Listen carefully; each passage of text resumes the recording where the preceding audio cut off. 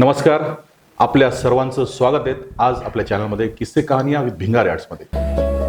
किस्से कहानियां विद भिंगारी आर्ट. तुम्हाला माहीतच आहे आत्ताच 10वीचा 12वीचा निकाल लागलेला आहे आणि प्रत्येक पालकाच्या आणि विद्यार्थ्याच्या मनात एकच प्रश्न निर्माण झालेला आहे की आता इथून पुढे काय, 10वी नंतर पुढे काय करायचे, कुठल्या शाखेला ॲडमिशन घ्यायचं आहे, भविष्य कोणत्या शाखेमध्ये आहेत. तर अशा एक ना अनेक प्रश्न पालकाच्या आणि विद्यार्थ्यांच्या मनामध्ये उभे आहेत. तर या सर्व गोष्टीचा गोंधळ आणि याची उत्तरं आपण सर्वांना देण्यासाठी आपण आलेलो आहोत Shreeyash college of engineering and polytechnic या ठिकाणी. आपण आज भेटणार आहोत Shreeyash college of engineering and technology polytechnic कॉलेजचे प्राचार्य प्राध्यापक संदीपजी खंडागळे सर यांना आणि त्यांच्याकडूनच जाणून घेऊया आपल्या या प्रश्नाची उत्तरं. नमस्कार सर. नमस्कार. तुमचं खूप खूप स्वागत आहे सर या आपल्या चॅनलमध्ये. तर माझा सर्वात पहिला प्रश्न असा आहे सर की तुम्हाला माहीतच आहेत का आत्ता निकाल लागलेत आणि प्रवेश प्रक्रिया सर्व महाविद्यालयांची सुरू झालेली आहेत आणि पालकांच्या मनामध्ये असे अजूनही प्रश्न आहेत की नेमकं आपण कुठल्या क्षेत्रामध्ये मुलाला प्रवेश दिला पाहिजे, काय त्याचं भविष्य, कुठल्या क्षेत्रामध्ये त्याचं भविष्य चांगलं होईल, चांगलं घडेल असं प्रत्येक पालकाला वाटत असतं. तर याबद्दल तुम्ही काय सांगाल सर? निश्चितपणे सर्वप्रथम आपलं भिंगारी आर्ट्सचं श्रेयस पॉलिटेक्निकच्या माध्यमातून मी सर्वांचं स्वागत करतो आहे. सरांचा जो प्रश्न होता की 10वी-12वी नंतर विद्यार्थ्यांनी कोणतं करिअर निवडावं आणि त्या अनुषंगाने विद्यार्थ्यांनी आणि पालकांमध्ये जो संभ्रम असतो तो आपण दूर करण्याचा इथं प्रयत्न करूयात. साधारणतः आपण असं म्हणतो की 10वी हे जे काही वर्ष असतं हे करिअर निवडण्याच्या बाबतीत अतिशय महत्त्वाचं असतं आणि 10वी नंतर विद्यार्थ्यांनी कोणत्या शाखेत जावं, कोणत्या स्ट्रीममध्ये जावं, आपलं करिअर कसं घडवावं याबाबत निर्णय पालक आणि विद्यार्थ्यांना घ्यायचा असतो आणि अशा वेळेस बराचसा संभ्रम विद्यार्थ्यांमध्ये असतो किंवा पालकांमध्ये सुद्धा असतो की आपण नेमकं करावं काय. तर आजकाल आपण ज्यावेळेस एखादा पर्टिक्युलरली एखादं शिक्षण घेण्याचा निश्चित करतो त्यावेळेस आपल्याला हे निश्चित करावं लागेल की ह्या शिक्षणानंतर आपल्याला संधी कोणत्या आहेत आणि रोजगाराच्या संधी किती उपलब्ध होतात. तर अशा प्रकारचा अभ्यासक्रम निवडावा ज्यातून आपल्याला रोजगाराच्या संधी निर्माण होतील. बऱ्याचदा पालक हे आपल्या आवडीनुसार, विद्यार्थ्याच्या आवडीनुसार क्षेत्र निवडण्याचाही प्रयत्न करतात, पण फक्त आवड हा एकमेव क्रायटेरिया न ठेवता विद्यार्थ्यांनी रोजगार आहेत का, आपल्याला त्यानंतर नोकरीच्या संधी आहेत का किंवा त्या क्षेत्रात पुढे करिअर करण्याची काय शक्यता आहेत या बाबतीचाही विचार करून आपला निर्णय घेण्याचा प्रयत्न करावा. नक्कीच सर. खूप महत्त्वपूर्ण तुम्ही गोष्ट या ठिकाणी सांगितली की भविष्यातील संधी ओळखून आपण तो प्रवेश निश्चित केला पाहिजे.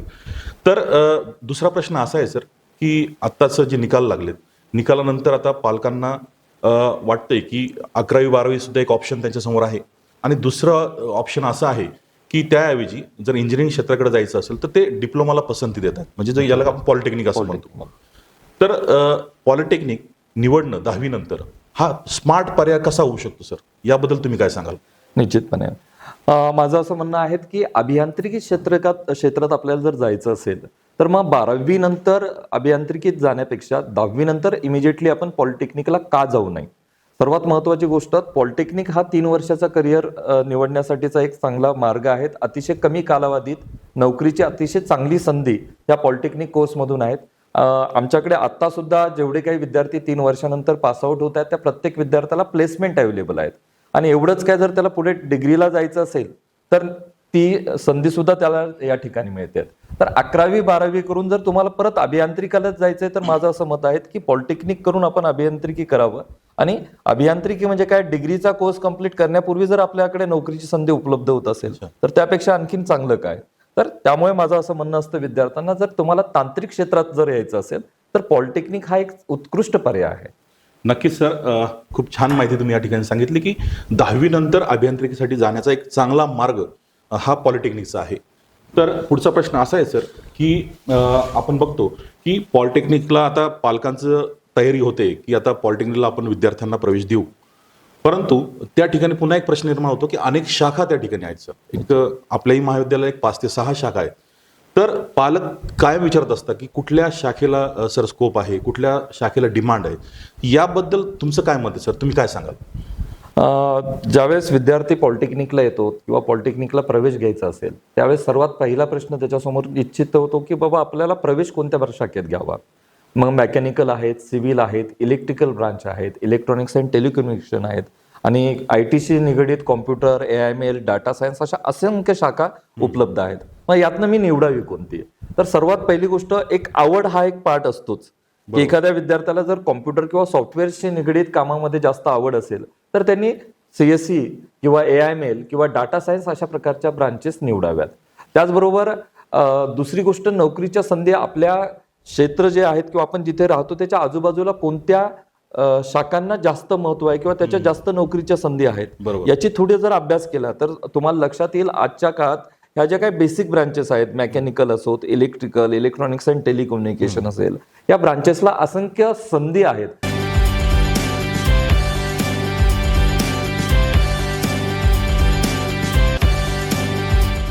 म्हणजे मला सांगायला आनंद होईल की माझ्या मेकॅनिकलचा एक विद्यार्थी आहे तर त्याला 3 इंडस्ट्रीजने ऑफर लेटर यावर्षी दिलेत. अच्छा. तर एवढ्या मोठ्या प्रमाणात सुद्धा त्यांच्यासाठी संधी आहेत, कारण की आपण ज्या क्षेत्रात राहतो त्याच्या आजूबाजूला रोजगाराच्या शक्यता काय आहेत. आणि एखाद्या विद्यार्थ्याला अब्रॉड जायचं असेल किंवा वेगळ्या पद्धतीचं करायचं असेल तर मग त्यांनी त्या पद्धतीने सुद्धा विचार करायला काही हरकत नाही. अच्छा सर, आता तुम्ही जे सांगितलं की अशा विद्यार्थ्यांनी हा विचार केला पाहिजे की संधी कुठं आहेत आणि आपली आवड काय आहेत, या गोष्टीची सांगड घालून खरं म्हणजे त्यांनी तो विचार केला पाहिजे, कारण सगळ्याच ब्रांचेस चांगल्या आहेत असं तुम्ही थोड्या वेळापूर्वी सांगितलं होतं. त्याप्रमाणे दुसरी गोष्ट अशी की तुम्ही म्हणता संधी आणि आपल्या आजूबाजूला कुठे आहेत याचा विचार पालकांनी केला पाहिजे. तर DMISCचं खूप चांगलं उदाहरण आहे सर. आपल्या आजूबाजूला म्हणजे दिल्ली मुंबई इंडस्ट्रियल कॉरिडॉर हा आता सुरू होते, त्याचं काम सुरू होते. तर त्या इंडस्ट्रियल कॉरिडॉरचा आपल्या विद्यार्थ्यांना कसा फायदा होईल याबद्दल तुम्ही काय सांगाल सर? फार अतिशय महत्त्वाच्या प्रश्नावर आपण हात घातलेला आहे. DMIC हा आपला या क्षेत्रात जो आलेला आहे त्याचा सर्वात जास्त फायदा जर कोणाला होणार असेल तर जे काही लोकलाइज विद्यार्थी आहेत त्यांना फार मोठ्या प्रमाणात. मी आता परवाच्या दिवशी एथर कंपनीचं एक सेमिनार अटेंड केलं. 6000 नोकरींच्या संधी त्यांच्या एथर कंपनीच्या माध्यमातून येत आहेत. त्यांचं म्हणणं आहे की या भागातले जेवढे काही विद्यार्थी आहेत ते सर्व विद्यार्थी जरी आम्ही घेतले तर त्या संधी म्हणजे त्यांची जी रिक्वायरमेंट आहे ती पूर्ण होऊ शकत नाही. आता टोयोटोज येते, एथर्स येते आहेत. आपल्याला माहित आहे JSWचा पण इलेक्ट्रिकल व्हेकलचा मोठा प्रोजेक्ट संभाजीनगरला येतो आहे. तर अशा प्रकारचे इलेक्ट्रिकल व्हेकलचे जे काही प्रोजेक्ट्स येत आहेत आणि या प्रोजेक्टमध्ये इलेक्ट्रिकल इंजिनियर लागतोय, तुम्हाला मेकॅनिकल लागणार आहे, सॉफ्टवेअरचे विद्यार्थी लागणार आहेत आणि ड्युरिंग द इन्फ्रास्ट्रक्चर सिव्हिलचेही विद्यार्थी लागणार आहेत. तर DMICचा सर्वात मोठा फायदा आपल्या लोकलच्या विद्यार्थ्यांना अतिशय मोठ्या प्रमाणात या DMIC कॉरिडॉरमुळे होणार आहेत आणि एक चांगली संधी येत्या काही वर्षांमध्ये आपल्या प्रत्येक विद्यार्थ्याला चांगली नोकरीची संधी पण चांगल्या पॅकेजवर पण. म्हणजे आजही त्यांचे वेगवेगळ्या प्रकारचे त्यांनी तिथं कल्चर डेव्हलप करण्यासाठी ते वर्कशॉप आपल्या महाविद्यालयात आता सुद्धा घेत आहेत. तर अशा पद्धतीने चांगल्या रोजगाराच्या संधी विद्यार्थ्यांना चांगल्या पॅकेज सहित या DMICच्या माध्यमातून लोकलाइज ठिकाणी भेटू शकेल. नक्कीच सरांनी आता खूप सुंदर पद्धतीने सांगितलं की DMIC मध्ये कशा पद्धतीने छत्रपती संभाजीनगर एक इलेक्ट्रिकल व्हेकलचं हब तयार होतंय. जसं आपण पुणे, बँगलोर याला IT हब म्हणतो, तसंच छत्रपती संभाजीनगर हे एक मोठं इलेक्ट्रिकल व्हेकलचं हब तयार होते. त्यासाठी खूप संधी आपल्या पॉलिटेक्निकच्या विद्यार्थ्यांना सरांनी सांगितल्याप्रमाणे उपलब्ध होणार आहेत. सर, वळूया आपल्या महाविद्यालयाकडं की आतापर्यंत आपल्या महाविद्यालयातून किती विद्यार्थी वेगवेगळ्या ठिकाणी प्लेस झालेत आणि ह्या वर्षी आपण किती विद्यार्थ्यांना प्लेसमेंट देऊ केलेत याबद्दल तुम्ही काय सांगाल सर? सर्वप्रथम हे महाविद्यालय 2008 पासून कार्यान्वित आहेत. अतिशय मोठ्या प्रमाणात विद्यार्थी इथून पासआउट झालेले आहेत. 2000 पेक्षा अधिक विद्यार्थ्यांचं ॲल्युमिनी असोसिएशन आमचं आहेत आणि 2000+ विद्यार्थी या ठिकाणाहून पासआउट होऊन वेगवेगळ्या क्षेत्रात म्हणजे संभाजीनगरच नाही, महाराष्ट्रच नाही, भारतभर नाही तर विविध देशांमध्ये सुद्धा कार्यरत आहेत. तर अशा पद्धतीने पर्टिक्युलरली तुम्हाला बघायला गेलं तर हे प्लेसमेंट आपल्या माध्यमातून होत आहेत. या वर्षीचं जर बोलायला झालं तर साधारणतः 300 पेक्षा अधिक विद्यार्थी आमच्या या ठिकाणी प्लेस झालेले आहेत आणि वेगवेगळ्या बजाज पासून तर JSW पर्यंत किंवा त्याचबरोबर आपण पुण्याला काही विद्यार्थी पाठवलेले आहेत. मुंबईच्या ठिकाणी काही विद्यार्थ्यांचं प्लेसमेंट झाले आहेत. आता रिसेंटली आपल्याकडे इंडोस हाऊसर्स मध्ये आपले IT चे विद्यार्थी प्लेस झाले. तर अशा पद्धतीने 300 पेक्षा अधिक विद्यार्थी आपल्या या ठिकाणी प्लेसमेंट करण्यात आपल्याला यश आलेलं आहे TPOच्या माध्यमातून. अच्छा.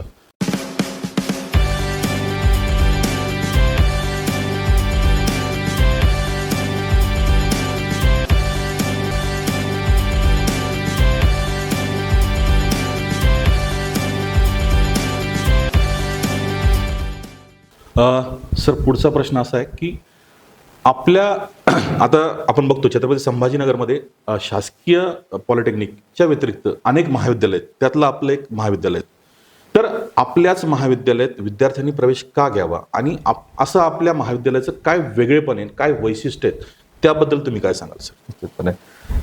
निश्चितपणे आता अशा अनेक शाखा आहेत किंवा अनेक महाविद्यालय आहेत ज्या ठिकाणी आपल्याला प्रवेश घेता येऊ शकतो. ज्यावेळेस विद्यार्थ्याला प्रवेश घ्यायचा असेल तर विद्यार्थ्यांनी त्या महाविद्यालयात जाऊन तिथं असलेल्या सुविधा काय आहेत, तिथं फॅकल्टी कशा प्रकारच्या आहेत याची सर्वात पहिले माहिती घ्यायला हवी. आणि मला या ठिकाणी सांगायला आनंद होईल, माझ्याकडे ज्या उपलब्ध प्रयोगशाळा ज्या काही प्रॅक्टिकल्स रूम्स आहेत विद्यार्थ्यांसाठी आपण आधुनिक सर्व प्रकारच्या केलेल्या आहेत. विद्यार्थ्यांसाठी आपण इंडस्ट्रीयल व्हिजिट नेहमी ऑर्गनाईज करत असतो. दर महिन्यातून आम्ही प्रत्येक शाखेसाठी साधारणतः 2 ते 3 इंडस्ट्रीयल व्हिजिट करत असतो. आपले एमओयूज वेगवेगळ्या इंडस्ट्रीज बरोबर आहेत, त्याच्या माध्यमातून इंडस्ट्रीचे जे काही एक्सपर्ट्स आहेत ते आपल्या महाविद्यालयात येतात आणि त्यांचे जे काही वर्किंग कल्चर आहे ते विद्यार्थ्यांना सांगत असतात.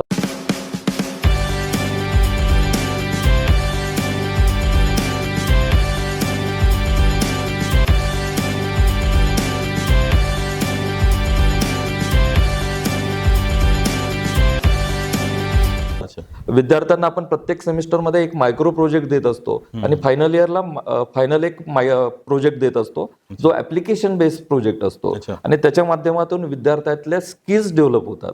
आपण आपल्या महाविद्यालयात वेगवेगळ्या प्रकारच्या स्पर्धा सुद्धा आयोजित करतो. जसं मागच्या वेळेस आपण तक्षयंत्र नावाचा एक फार चांगला प्रोजेक्ट या ठिकाणी घेण्यात आला.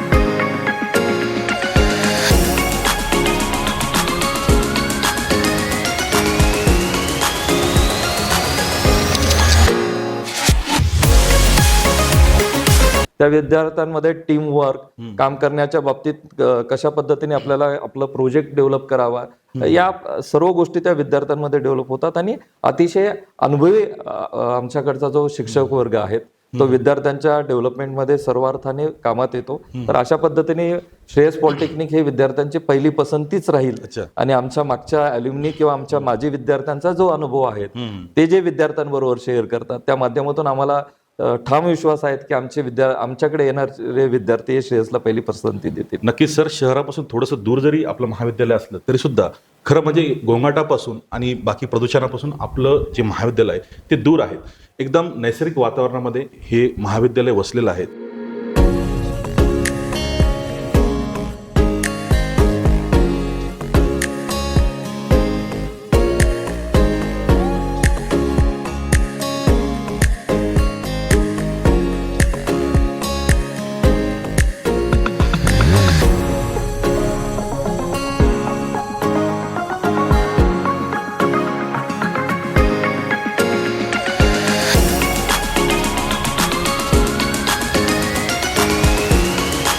खरं म्हणजे इथं आल्यानंतर एक वेगळा अनुभव खरंच विद्यार्थ्यांना मिळतो आणि त्याचबरोबर तुम्ही सांगितल्याप्रमाणे की त्यांना प्रॅक्टिकल नॉलेज सुद्धा आपण या ठिकाणी चांगल्या पद्धतीने देतोय. धन्यवाद सर, खूप छान पद्धतीने तुम्ही या विषयावरती सांगितलं. पुढचा प्रश्न माझा असा आहे सर की अनेक पालक विचारणा करत असतात की ज्या महाविद्यालयात त्यांना ॲडमिशन घ्यायचं आहे त्या ठिकाणी शासकीय कुठल्या कुठल्या योजना उपलब्ध आहेत, कुठल्या म्हणजे उदाहरणार्थ की स्कॉलरशिपच्या स्कीम कुठल्या आहेत, महाविद्यालयामध्ये हॉस्टेलची सुविधा आहेत का, विद्यार्थ्याची भोजनाची जेवणाची व्यवस्था कशी आहे, या संदर्भात एक ना अनेक प्रश्न प्रत्येक पालकांना असतो.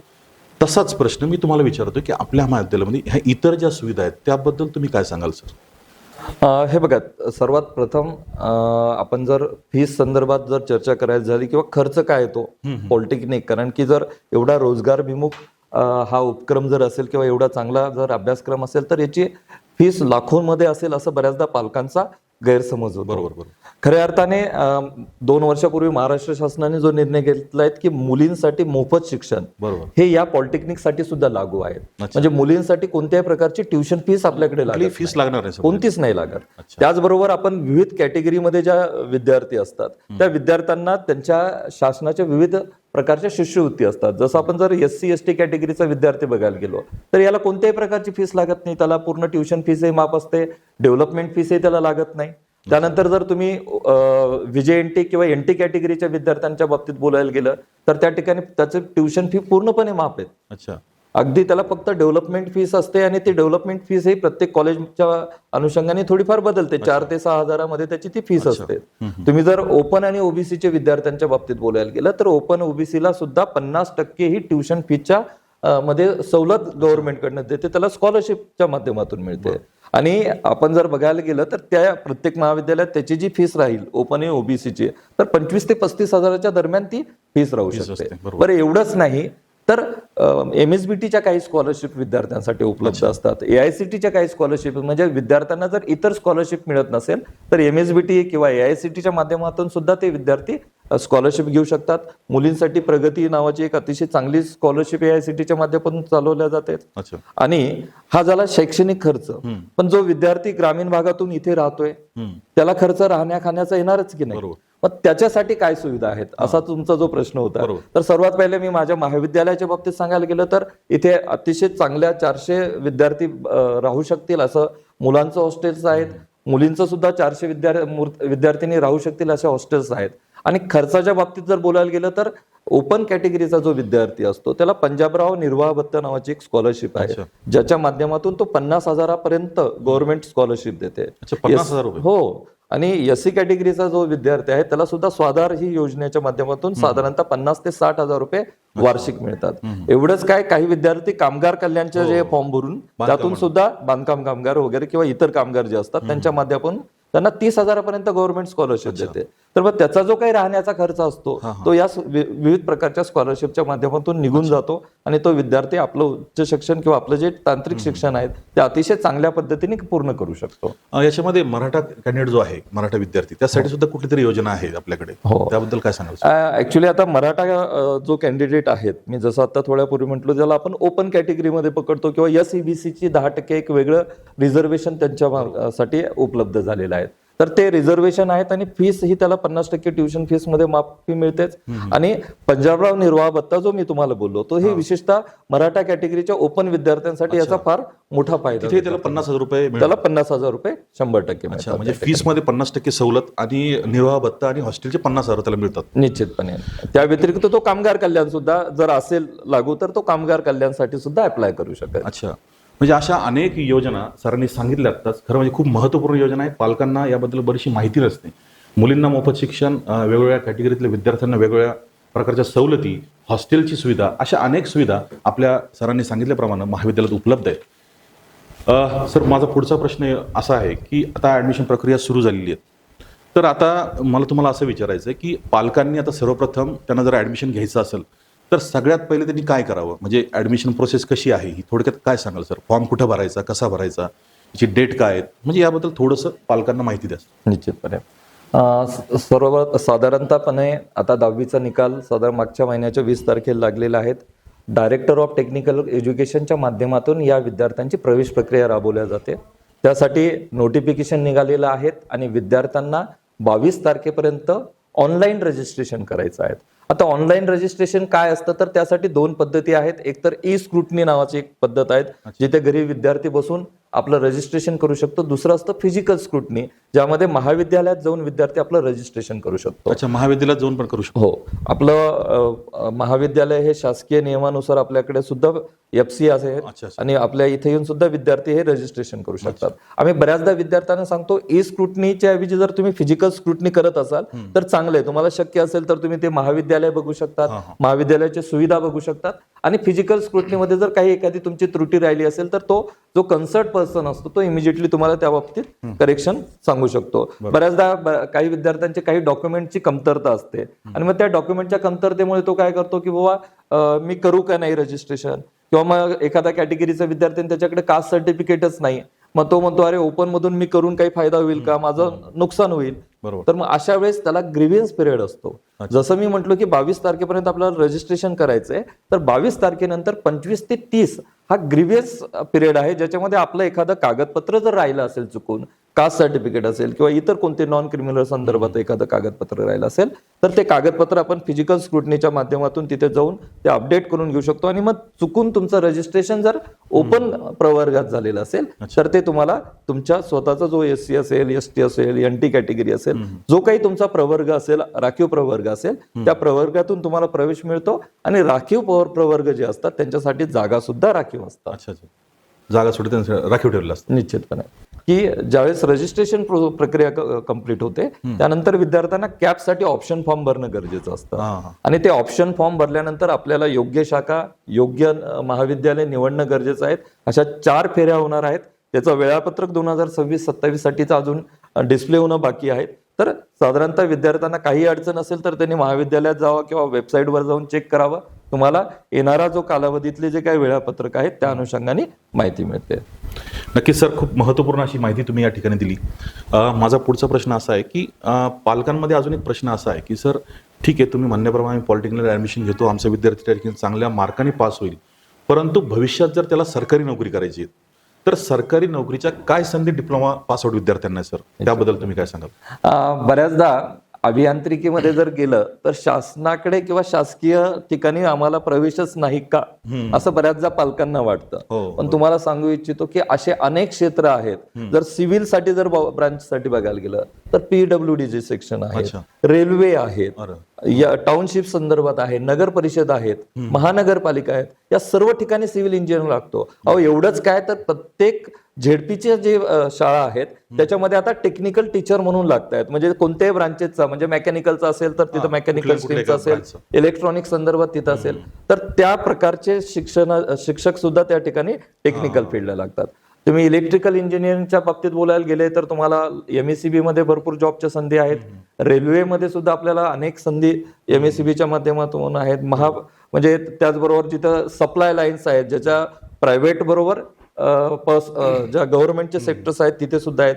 कॉम्प्युटर IT मध्ये जेवढ्या काही गव्हर्नमेंट आहेत, बँकिंग सेक्टर आहेत, या सर्व ठिकाणी आपल्याला सॉफ्टवेअर इंजिनियर लागत असतो. तर अशा अनेक क्षेत्र आहेत जिथे आपल्याला, आणि हे सर्व डिप्लोमा इंजिनियर विशेषतः जास्त लागतात. गव्हर्नमेंट सेक्टरला जर तुम्ही गेलं तर त्याची एलिजिबिलिटी जी आहे, मी पण ऐकलं सर की डिग्रीपेक्षा डिप्लोमाला जास्त गव्हर्नमेंट नोकरीमध्ये संधी. साधारणतः ज्या काही पर्टिक्युलरली जागा निघतात, ज्या जागांची संख्या जास्त असते ती डिप्लोमा बेसिसवर जास्त जागा निघत असतात. त्यामुळे मग डिप्लोमा होल्डर जो विद्यार्थी असेल त्या विद्यार्थ्याला आपल्याला जास्त संधी शासकीय नोकऱ्यांमध्ये बघायला भेटेल. नक्कीच सर, खूप महत्त्वपूर्ण अशा माहिती तुम्ही आमच्या सर्व प्रेक्षकांना दिल्यात, त्याबद्दल तुमचे खूप धन्यवाद. आणि या चॅनलला तुम्ही इतका वेळ दिला आणि मुलाखत दिली त्याबद्दल सर तुमचे खूप खूप धन्यवाद. धन्यवाद सर.